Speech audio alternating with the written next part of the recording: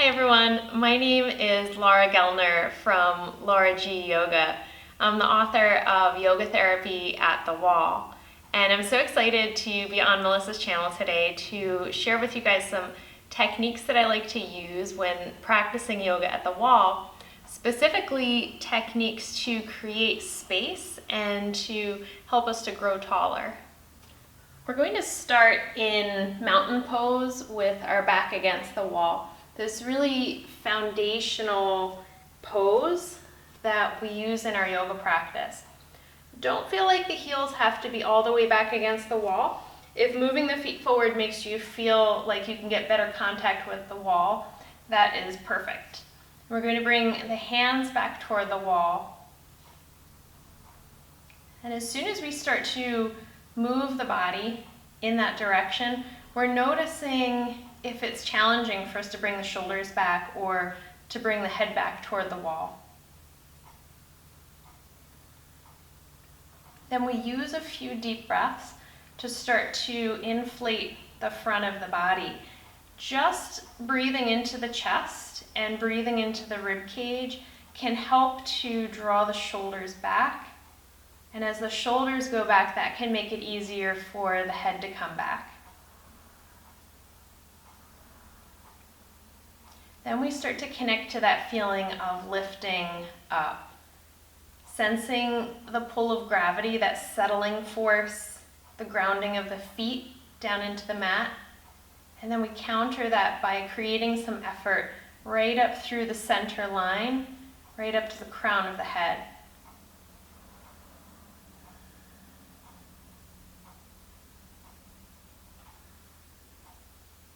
Then we emphasize that upward movement by taking either a yoga block or a book, and we're going to do that classic posture exercise where we place something to rest on the top of the head, and it's just giving us that extra awareness of the crown. So as we come into our mountain pose, we're thinking about lifting, pushing the block higher up toward the ceiling.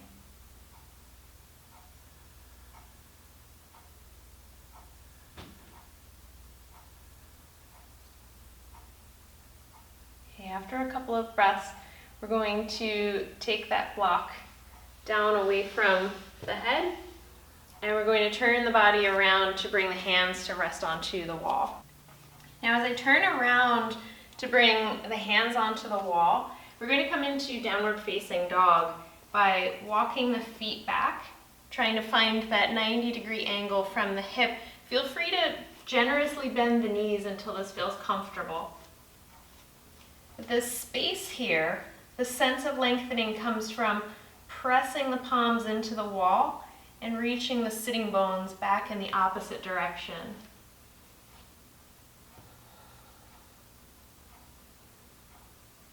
And then I'm going to start to add a little bit of a cat and cow movement. Arching and bending forward.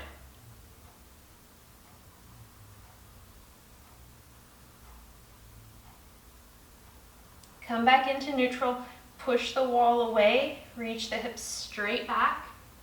So now we're going to lift one leg back. This is like Warrior 3 pose, but I'm always pleasantly surprised how much more accessible this version of Warrior 3 is compared to trying to do this in the middle of the room.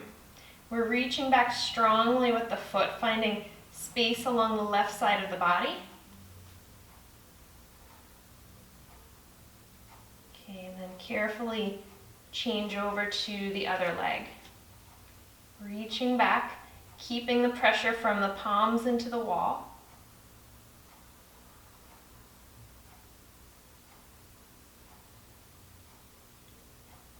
Lowering that leg down. You can come back into that little bit of cat and cow.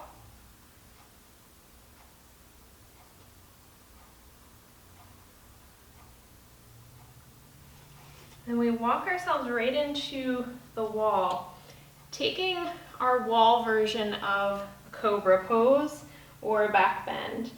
The belly and the hips come forward, the head gently lifts, draw the shoulders back,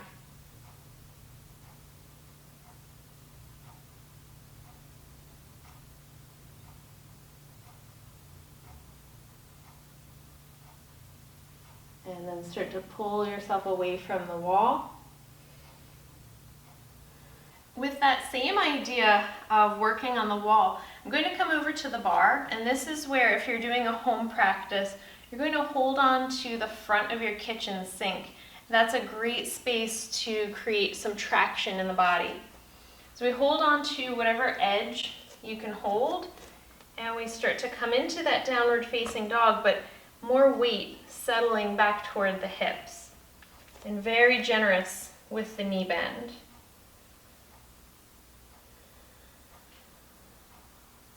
You can play around with that movement, bending and straightening the legs, but keeping that backward reach.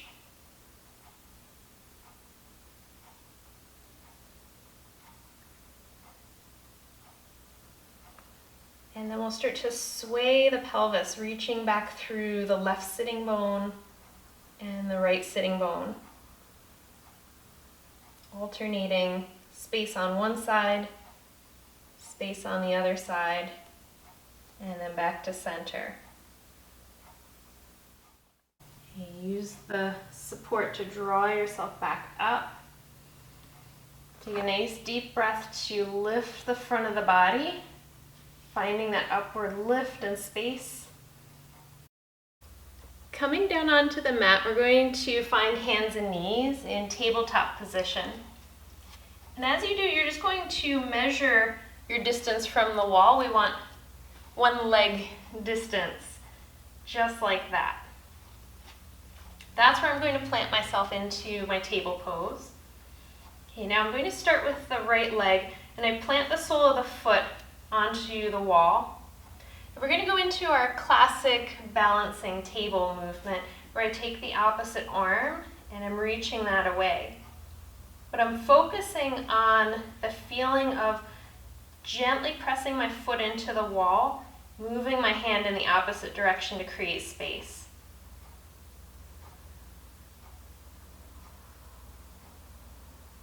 Bringing the hand down, bringing the knee down, changing over to the other side. Plant the left foot onto the wall at about hip height. Get some good pressure into the wall. Reach the opposite arm away.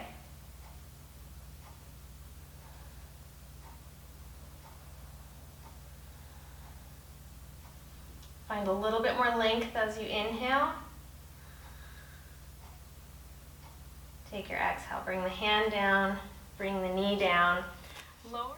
From there, we're going to roll over to bring the feet against the wall.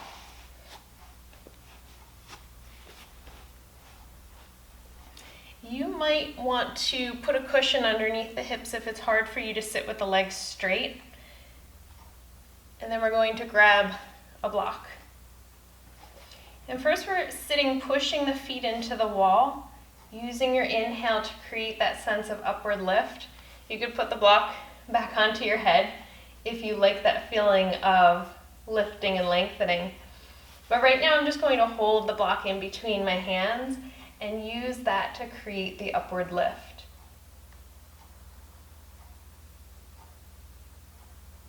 This is a pose that requires more effort than it looks like to hold the posture and to create that sense of opening. Okay, then we bring the block down, rolling down onto the back, taking the block with us.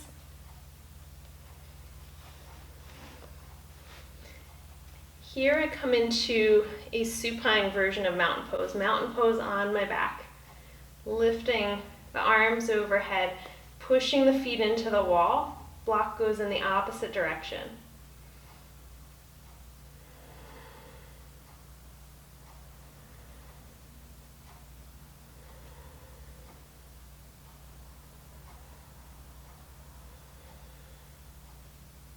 Bring the block back down.